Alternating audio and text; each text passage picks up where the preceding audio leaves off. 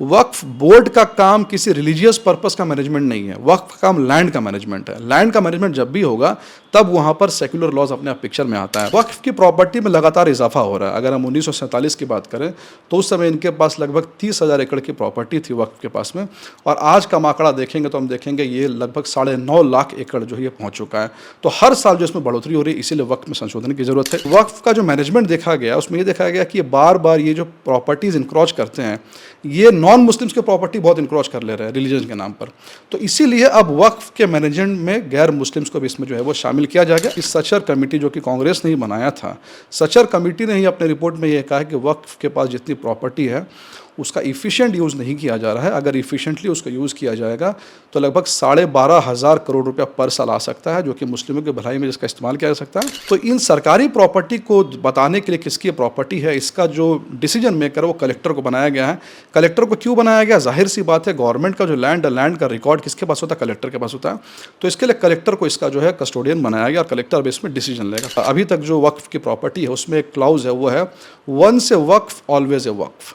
यानी एक बार वक्फ अगर प्रॉपर्टी डिक्लेयर हो जाता है तो ये कभी रिवर्स नहीं हो सकता। ये परमानेंट कैरेक्टर इसका हो गया, ये किसी सूरत में रिवर्स नहीं हो सकता। लेकिन अब ये क्लॉज ये खत्म कर दिया गया, लिमिटेशन क्लॉज डाल दिया गया। अभी तक जो बिल है उसमें 12 साल का लिमिटेशन क्लॉज है, यानी कि आप सोए नहीं रह सकते हैं कि अचानक से आप एक दिन उठे और प्रॉपर्टी का पेपर लेके जाएंगे और कहेंगे कि इसमें आप चेंज कर दीजिए। 12 साल का लिमिटेशन क्लॉज इसमें डाला गया है। जैसे कि आप अगर वक्फ दे रहे, प्रॉपर्टी आप दे रहे वक्फ के यूज़ के लिए, तो ये ओरल नहीं चलेगा। यानी आपके पास में एक लीगल पेपर होना चाहिए, यानी कि आप एकदम एक सीधा आपने ओरली कह दिया, आपके पास कोई प्रॉपर्टी का पेपर भी नहीं तो नहीं चलेगा।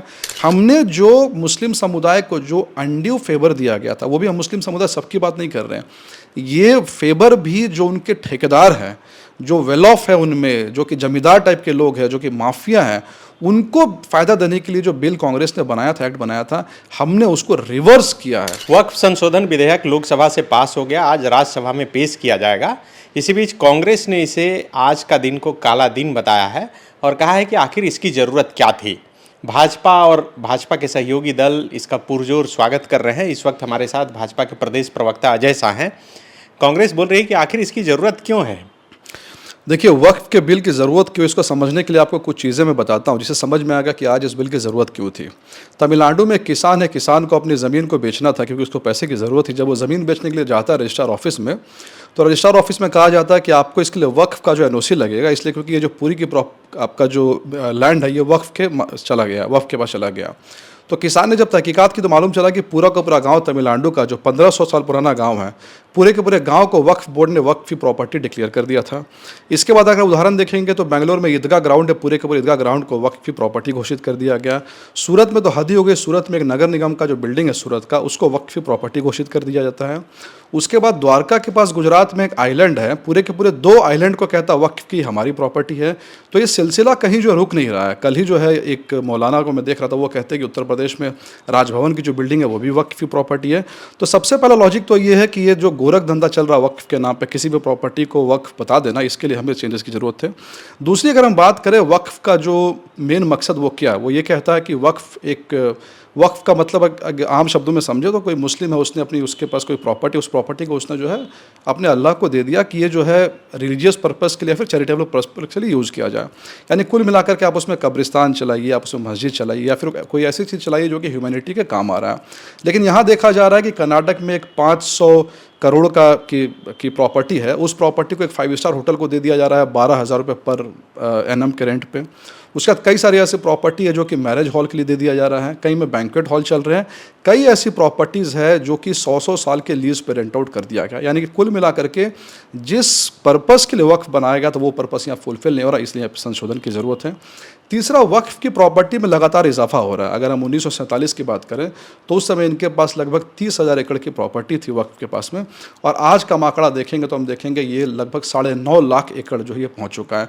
तो हर साल जो इसमें बढ़ोतरी हो रही है, इसीलिए वक्फ में संशोधन की ज़रूरत है। इसके बाद हमने ये देखा है कि लगभग 40,000 कंप्लेन आए हैं वक्फ के मैनेजमेंट को लेकर, प्रॉपर्टी मैनेजमेंट को लेकर के, इंक्रोचमेंट को लेकर के, इनहेरिटेंस को लेकर के, या फिर इरेगुलर यूज़ को लेकर के। और इस 40,000 में लगभग 10,000 जो कंप्लेन है वो कंप्लेन करने वाले मुस्लिम समुदाय के ही लोग हैं 40,000 में। और सबसे बड़ा इसमें इशू ये है कि सचर कमेटी जो कि कांग्रेस ने ही बनाया था, सचर कमेटी ने ही अपने रिपोर्ट में ये कहा है कि वक्फ के पास जितनी प्रॉपर्टी है उसका इफ़िशिएंट यूज़ नहीं किया जा रहा है। अगर इफ़िशिएंटली उसको यूज़ किया जाएगा तो लगभग 12,500 करोड़ रुपया पर साल आ सकता है, जो कि मुस्लिमों की भलाई में जिसका इस्तेमाल किया जा सकता है। अभी फ़िलहाल लगभग 150 करोड़ के आसपास ही इसका जो रेवेन्यू है। इन सारी चीज़ों को देखते हुए लगता है कि वक्फ़ का जो मैनेजमेंट है उसमें संशोधन की ज़रूरत है। और सबसे बड़ी बात जो कल भी पार्लियामेंट में इस बात में चल रहा था कि अगर वक्फ़ के संशोधन को देखें, जो पहले संशोधन कभी हुए हैं, तो मान लीजिए ब्रिटिश के समय ये पिक्चर में आता है और नेहरू जी की सरकार जैसे ही आती है, सबसे पहले वक्फ़ को स्टैट्यूटरी स्टेटस जो है दे दिया जाता है वक्फ़ एक्ट 1954 के तहत। फिर 1995 में नरसिम्हा राव का टाइम था, नरसिम्हा राव के अंदर एक अलग था कि अपीज़ करना है, तो 1995 के अंदर में वक्फ़ ट्रिब्यूनल का कॉन्सेप्ट आ जाता है और ये कहा जाता है कि वक्फ़ बोर्ड के जो फैसले के खिलाफ आप ट्रिब्यूनल में जा सकते हैं। और 2013 में तो हद ही कर दी जाती है। 2013 में ये कहा जाता है कि ट्रिब्यूनल का जो फैसला है वो अंतिम फैसला है, कोर्ट इसमें इंटरफेयर नहीं करेगा, कोर्ट के जुरिस्डिक्शन को सीधा हटा दिया जाता है। और साथ में ये भी कहा जाता है कि अगर कोई वक्फ़ की प्रॉपर्टी को इंक्रोच करेगा तो उसके लिए क्रिमिनल ऑफेंस इसको जो बना दिया गया, 2-2.5 साल की सज़ा जो उसमें का प्रावधान है। इसीलिए वक्फ़ के पूरे इस चीज़ों को देखते हुए, गड़बड़ियों को देखते हुए वक्फ़ में संशोधन जो जरूरी था। क्या मूल संशोधन हुआ है? देखिए, जैसा मैंने आपको बताया कि ज़रूरत क्यों थी, उसी ज़रूरत को लेकर के संशोधन हुआ है। उदाहरण के लिए मैंने आपको ये कहा कि सूरत का जो म्यूनसिपल नगर निगम का बिल्डिंग है उसको वक्फ कह रहा है कि हमारी प्रॉपर्टी है। नगर निगम की बिल्डिंग जो वो सरकारी प्रॉपर्टी है। उसी तरह से कोई कह रहा है उत्तर प्रदेश का राजभवन हमारी प्रॉपर्टी है। तो जो भी सरकारी प्रॉपर्टी है, सबसे पहली बात कि ये मतलब डिस्प्यूट है कि ये प्रॉपर्टी वक्फ की है या ये प्रॉपर्टी सरकारी है। तो इन सरकारी प्रॉपर्टी को बताने के लिए किसकी प्रॉपर्टी है, इसका जो डिसीजन मेकर है वो कलेक्टर को बनाया गया है। कलेक्टर को क्यों बनाया गया? जाहिर सी बात है, गवर्नमेंट का जो लैंड है, लैंड का रिकॉर्ड किसके पास होता है? कलेक्टर के पास होता है। तो इसके लिए कलेक्टर को इसका जो है कस्टोडियन बनाया गया और कलेक्टर अब इसमें डिसीजन लेगा। पहली चीज़ ये है। दूसरा इसमें चेंज लाया गया, वक्फ बाय यूज़ एक कॉन्सेप्ट था। वक्फ एक्ट जो हम देखेंगे 2013 में अमेंडमेंट किया गया। वक्फ बाय यूज़ का क्या मतलब है कि मान लीजिए कोई प्रॉपर्टी ओरिजिनली वक्फ की नहीं थी प्रॉपर्टी, लेकिन मान लीजिए कि उसमें यूज़ से, मान लीजिए कुछ लोग उसमें नमाज पढ़ने लगे या कब्रिस्तान उसमें चालू हो गया और वो 4-5 साल तक उसमें यूज़ होता रहा, तो जब वक्फ बोर्ड के बाद डिसीजन के लिए जाएगा तो वक्फ बोर्ड ये कहेगी ठीक है, ये पहले मतलब कब्रिस्तान से पहले कुछ और था, स्कूल चल रहा था, कुछ था, लेकिन चूंकि यहाँ पर यूज़ रिलीजियस हो गया तो वक्फ बाय कंटिन्यूअस यूज़ से हम डिक्लेयर करते कि ये वक्फी प्रॉपर्टी, इसको अब हटा दिया गया है। तीसरा चेंज किया गया है लिमिटेशन क्लॉज का। लिमिटेशन क्लॉज का मतलब है कि अब आप ये नहीं कर सकते हैं कि आप 5000 साल पुराना एक रिकॉर्ड लेके आ जाएंगे और आप कहेंगे कि ये जो है हमारे दादा परदादा ने इसको दान दिया था, तो मुगल के इस वंशज ने हमें दान दिया था, ये आप नहीं कर सकते। लिमिटेशन क्लॉज डाल दिया गया। अभी तक जो बिल है उसमें 12 साल का लिमिटेशन क्लॉज है, यानी कि आप सोए नहीं रह सकते हैं कि अचानक से आप एक दिन उठे और प्रॉपर्टी का पेपर लेके जाएंगे और कहेंगे कि इसमें आप चेंज कर दीजिए। 12 साल का लिमिटेशन क्लॉज इसमें डाला गया है। इसके बाद इसमें एक अभी तक जो वक्फ की प्रॉपर्टी है उसमें एक क्लाउज है, वो है once a Waqf always a वक्फ, यानी एक बार वक्फ अगर प्रॉपर्टी डिक्लेयर हो जाता है तो ये कभी रिवर्स नहीं हो सकता। ये परमानेंट कैरेक्टर इसका हो गया, ये किसी सूरत में रिवर्स नहीं हो सकता। लेकिन अब ये क्लाउज ये ख़त्म कर दिया गया। अब अगर मान लीजिए गलत तरीके से आपने उसको डिक्लेयर कर दिया है तो सरकार उसको अब रिवर्स कर सकती है। आप ये नहीं कर सकती कि एक बार आपने म्यूनसिपल को डिक्लेयर कर दिया वक्फ तो अभी इसको आप चेंज नहीं कर सकते, इसको आप चेंज कर सकते हैं। इसके बाद जो क्लाउज एक नया आया कि वक्फ बोर्ड के खिलाफ आप वक्फ ट्रिब्यूनल में जाते हैं। अगर आप वक्फ ट्रिब्यूनल से भी आप सेटिस्फाइड नहीं होते हैं तो आपके पास 90 डेज़ के अंदर आप हाई कोर्ट में जो अपील करके, यानी कि अपील करके आप जा सकते हैं। ये इसमें जो चेंज हो लाया गया। इसके बाद एक इसमें बहुत बड़ा चेंज है जो कि कल अमित शाह जी ने भी अपने डिबेट में कहा कि वक्फ का कॉन्सेप्ट क्या है कि आपके पास प्रॉपर्टी, आपने उसको दान दे दिया, तो आप अपनी प्रॉपर्टी दान दे सकते हैं ना, आप दूसरे की प्रॉपर्टी तो दान दे नहीं सकते हैं। लेकिन हमारे देश में गोरख धंधा क्या चल रहा है, मान लीजिए एक सरफराज नाम का व्यक्ति है और एक व्यक्ति है मान लीजिए मुकेश नाम का व्यक्ति है, दोनों के बीच में ज़मीन को लेकर एक डिस्प्यूट चल रहा है। सरफराज को लगता है कि वो केस वो हार जाएगा, वो जीत नहीं सकता है, तो वक्फ में जाएगा, कह देगा ये जो मेरी प्रॉपर्टी है मैं वक्फ को दान देता हूँ। यानी जो मसला कोर्ट में चल रहा था वो मसला अब कहाँ चला जाएगा? वक्फ के पास चला जाएगा। और वक्फ के पास चला जाएगा यानी कि कंप्लेनेंट भी मुस्लिम है, डिसीजन जो है देने वाला भी मुस्लिम है और जिसके फेवर में जाएगा वही मुस्लिम्स है। तो इसको चेंज करने के लिए, चूँकि बहुत सारी ज़मीनें ऐसी, जो मैंने आपको तमिलनाडु का एग्जांपल दिया, या फिर हम कर्नाटक में देखेंगे तो महादेव का एक मंदिर है, वहाँ की प्रॉपर्टी को क्लेम किया गया, या फिर आप केरला में देखेंगे तो केरला में जो बिशप्स, कैथोलिक बिशप्स है, वो भी कह रहे हैं कि नहीं ये बिल बहुत अच्छा है। तो कहने का मतलब ये कि वक्फ का जो मैनेजमेंट देखा गया उसमें ये देखा गया कि ये बार बार ये जो प्रॉपर्टीज़ इंक्रोच करते हैं, ये नॉन मुस्लिम्स की प्रॉपर्टी बहुत इंक्रोच कर ले रहे हैं रिलीजन के नाम पर। तो इसीलिए अब वक्फ के मैनेजमेंट में गैर मुस्लिम्स को भी इसमें जो है वो शामिल किया जाएगा। और एक लास्ट चीज़ जो कि बहुत इंपॉर्टेंट है, जैसे कि आप अगर वक्फ दे रहे, प्रॉपर्टी आप दे रहे वक्फ के यूज़ के लिए, तो ये ओरल नहीं चलेगा, यानी आपके पास में एक लीगल पेपर होना चाहिए, यानी कि आप एकदम एक सीधा आपने ओरली कह दिया, आपके पास कोई प्रॉपर्टी का पेपर भी नहीं तो नहीं चलेगा। आप लॉफुल ओनर है या नहीं, यानी सरफराज ने ज़मीन को दे दिया वक्फ में, ये काफ़ी नहीं है, सरफराज उसका ओनर है कि नहीं, ये पहले जो है ऑथेंटिकेट होना चाहिए, तभी ये डिसाइड होगा कि वो प्रॉपर्टी दे सकता है फिर नहीं दे सकता। कांग्रेस कह रही है कि विशेष समुदाय के ज़मीन पर सरकार की नज़र है, इसलिए ये संशोधन किया जा रहा है। नहीं, 2013 में जो संशोधन किया गया था, मैं आपको यही कह रहा कि 2013 में संशोधन करके अगर आप देखेंगे उस समय ऐसा संशोधन किया गया कि पहली बात तो आप जो ट्रिब्यूनल के फैसले को कोर्ट में चैलेंज नहीं कर सकते हैं। दूसरा, आप एक स्ट्रेंज चीज़ देखेंगे कि दिल्ली की जो गवर्नमेंट अभी गई है, या फिर कर्नाटक में जो भी गवर्नमेंट हाल फिलहाल में गई है, या फिर 2014 के इलेक्शन से पहले, मतलब लगभग 6 महीने में बहुत सारी प्रॉपर्टी का डिसीजन अचानक से जो लिया गया है वक्फ बोर्ड के द्वारा। यानी हमने जो मुस्लिम समुदाय को जो अनड्यू फेवर दिया गया था, वो भी हम मुस्लिम समुदाय सबकी बात नहीं कर रहे हैं, ये फेवर भी जो उनके ठेकेदार हैं, जो वेल ऑफ है उनमें, जो कि जमींदार टाइप के लोग हैं, जो कि माफिया हैं, उनको फ़ायदा देने के लिए जो बिल कांग्रेस ने बनाया था, एक्ट बनाया था, हमने उसको रिवर्स किया है। हम रिवर्स कर रहे हैं, जो कांग्रेस ने पाप किया था उस पाप को हम सही कर रहे हैं। हम यहाँ पर किसी को अनड्यू फेवर नहीं कर रहे हैं। लेकिन कांग्रेस हो या फिर पूरे विपक्षी, वो तो करिए कि असंवैधानिक है। राहुल गांधी जी चले गए डिस्कशन के दौरान, ओवैसी जी कॉपी फाड़ दिए। देखिए, अगर कोई बिल असंवैधानिक होगा, सबसे पहली बात है, अगर आप किसी बिल में आप ये कह रहे हैं कि ये बिल संविधान के खिलाफ है, संविधान के फेवर में, तो जाहिर सी बात है कि उस बिल में छेड़छाड़ करने से पहले आपको संविधान में बदलाव लाना होगा, तभी हम बोल सकते हैं संविधान के खिलाफ जा रहा है। 1954 में कोई संविधान से छेड़छाड़ किए बिना इस बिल में अमेंडमेंट किया गया। 1995 में बिना संविधान से छेड़छाड़ के अमेंडमेंट किया गया। 2013 में बिना संविधान के छेड़छाड़ के अमेंडमेंट किया गया। और जब 2025 में अमेंडमेंट हो रहा तो आप कह रहे हैं कि ये संविधान के खिलाफ है। पहली बात ये। दूसरी बात ये, हमारे देश में कोई भी बिल, यानी जो हमारा लोकसभा और राज्यसभा है, अगर उनके पास 100% भी नंबर रहे, मान लीजिए 100 पे 100 सीट्स भी बीजेपी के पास है, तब भी वो बिल पास अपने मन से नहीं कर सकती है। सारे के सारे बिल, कोई भी सिटीजन जो है वो सुप्रीम कोर्ट का दरवाजा खटखटाता और कहता है कि इस बिल को आप अल्ट्रा वायरस डिक्लेयर कर दीजिए, because this is against constitution. Due process of law का कॉन्सेप्ट हमारे यहाँ आ गया मेनका गांधी केस के पास में, और एक प्रोसीजर इस्टेब्लिश्ड बाय लॉ पहले से था। कुल मिलाकर के आप देखिए तो जैसे मान लीजिए 370 हमने एब्रोगेट किया तो ये लोग कोर्ट में गए कि ये असंवैधानिक है।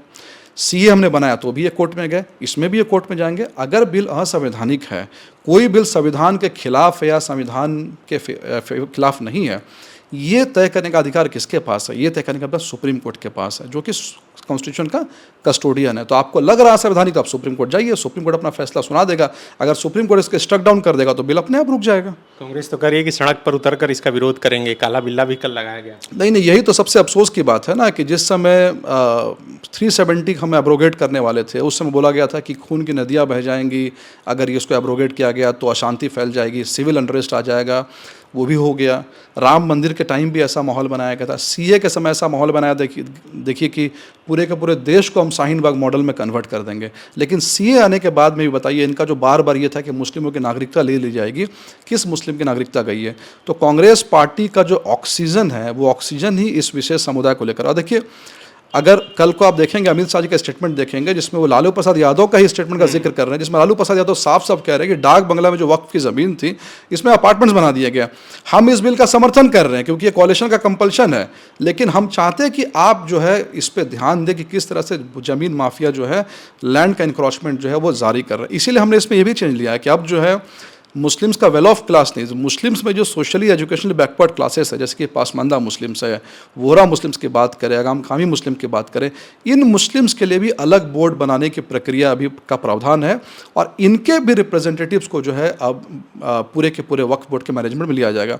और जहाँ तक ये जो बात कह रहे हैं बार बार कि गैर मुस्लिम का मुस्लिम के मैनेजमेंट में कैसे ले सकते हैं, तो देखिए सबसे पहली बात है यहाँ पर कि जो वक्फ बोर्ड है, वक्फ बोर्ड का काम किसी रिलीजियस पर्पस का मैनेजमेंट नहीं है। वक्फ का काम लैंड का मैनेजमेंट है। लैंड का मैनेजमेंट जब भी होगा तब वहाँ पर सेक्युलर लॉज अपने आप पिक्चर में आता है। उदाहरण के लैंड रिफॉर्म्स की अगर बात करें, इंडिपेंडेंस के बाद लैंड रिफॉर्म्स हुए, तो जमींदारों के पास आप याद कीजिए, जमींदार बोलते थे कि जहाँ तक हमारी नज़र जा रही ज़मीन मेरी है, लेकिन लैंड का सीलिंग लगाया गया, उनसे ज़मीनें ली गई। इसके बाद मैं उदाहरण देता हूँ, मान लीजिए कि देवघर का एग्जाम्पल आप लीजिए। देवघर में जो भी डिस्ट्रिक्ट कलेक्टर होता है या जो भी एसपी होता है, वो देवघर बाबा धाम के मैनेजमेंट में ऑटोमेटिक पार्ट बन जाता है। सीधी सी बात है। अभी वहाँ पर देवघर के एसपी कौन है, वो नॉन हिंदूज़ हैं। तो यानी कहने मतलब शिरडी साईं बाबा का मंदिर देखिए, वहाँ पर जो निशिकांत कलेक्टर दुबे जी बोलते बोलते वो बताए भी कि किस तरह से वहाँ के सांसद जो थे फुरकान अंसारी वो भी उस कमेटी में थे। नहीं, मैं वही बात कह रहा हूँ कि मैं बार बार आपको इसी बात को दोहरा रहा हूँ कि जब भी हम इस बारे में हम कहते हैं कि जितने भी लैंड मैनेजमेंट की चीज़ें हैं, एडमिनिस्ट्रेशन की चीज़ें हैं, वहाँ पर कलेक्टर का, एसपी का अपना रूल होता है। मान लीजिए कल को मुहर्रम का यहाँ पर जुलूस निकलेगा या कोई हिंदू का जुलूस निकलेगा, तो उसका पूरा का मैनेजमेंट किसके हाथ में होता है? कलेक्टर के हाथ में होता है, एसपी के हाथ में होता है। अब ये नहीं कह सकते नहीं हमें हमारा रिलीजन वाला ही कलेक्टर चाहिए, एसपी चाहिए। तो ठीक इस तरह जैसे कि वक्फ में जो मेन रिलीजियस अफेयर देखने वाला मुतावली होता है, मुतावली मुस्लिम ही रहेगा, लेकिन वक्फ जो बोर्ड है जी, नहीं, मुतावली का मतलब वो क्या, वो मेन जो सबसे नीचे का व्यक्ति होता है, जो बिल्कुल एक मान लीजिए कब्रिस्तान है उसको देख रेख कर रहा है, वो मुतावली हो गया। तो उन पे कोई माने कि जो रिलीजियस पैटर्न है मुस्लिम्स का, जो रिलीजियस रिचुअल्स है, उसमें कोई इंटरफेयर नहीं कर रहा है ना उसको। ये बात सिर्फ और सिर्फ हो रही है लैंड के मैनेजमेंट की, और लैंड के मैनेजमेंट की आप बात करेंगे तो आप ये नहीं कह सकते कि इसमें कलेक्टर को पावर मत दीजिए, आप मिनिस्ट्री को पावर मत दीजिए। इसमें एक नया लाया गया कैग का ऑडिट लाया गया। कैग भाई किसका है? कैग पूरे के पूरे इंडिया में हर प्रॉपर्टी, हर काम का कैग ऑडिट करता है, तो इसका ऑडिट कैग क्यों नहीं करे? ये और खास करके जब लैंड का वॉल्यूम इतना है, 9.5 लाख एकड़ लैंड का वॉल्यूम। आप कोई मुझे कह रहा था कि आप जो है जो हिंदूज़ के जो मंदिर है, जो बड़े बड़े मंदिर से वहाँ मुस्लिम्स को लेकर आइए, तो मुझे ये बताइए कि कौन सा ऐसा कब हुआ है कि आपने कभी ऐसा सुना है कि अचानक से वैष्णो देवी ट्रस्ट बाहर आता और कहता कि ये ज़मीन जो है मुस्लिम की ज़मीन हमारी है, 500 साल पहले किसी ने ऐसा डिक्लेयर किया था? ऐसा कोई केस नहीं आ रहा है। तो इंक्रोचमेंट हमेशा जिस साइड से हो रहा है, जाहिर सी बात है कि जो भी संशोधन होंगे वो उसी साइड को देखते हुए संशोधन जो है वो किया जाएगा। वही इस बिल में देखने को मिल रहा है। गोल, जहां 27 वर्षों के सफर में 17,000 से भी अधिक छात्रों ने डॉक्टर एवं इंजीनियर बनकर भरे सफलता की ऊंची उड़ान, जहां साधारण छात्र भी झारखंड टॉपर्स बनकर बना रहे इतिहास। दूरदर्शी शिक्षाविद श्री विपिन सिंह के मार्गदर्शन में मेडिकल एवं इंजीनियरिंग के लाखों छात्रों के लिए आशा की किरण के रूप में गोल, नेशंस लीडिंग इंस्टीट्यूट। बायोम सिर्फ मेडिकल प्रिपरेशन का संस्थान। बायोम से लगातार दूसरी बार नीट यूजी में 700 मार्क्स पार। 10th पास स्टूडेंट्स के लिए फाउंडेशन कोर्स, 11th पास स्टूडेंट्स के लिए फ्रेशर कोर्स और 12th पास स्टूडेंट्स के लिए टारगेट कोर्स 17 अप्रैल से शुरू हो रहे हैं। कॉल 7360066190 और visit Biome, circular road near women's college and Hinoo, Ranchi. thefollowup.in. Like, share, and subscribe. www.thefollowup.in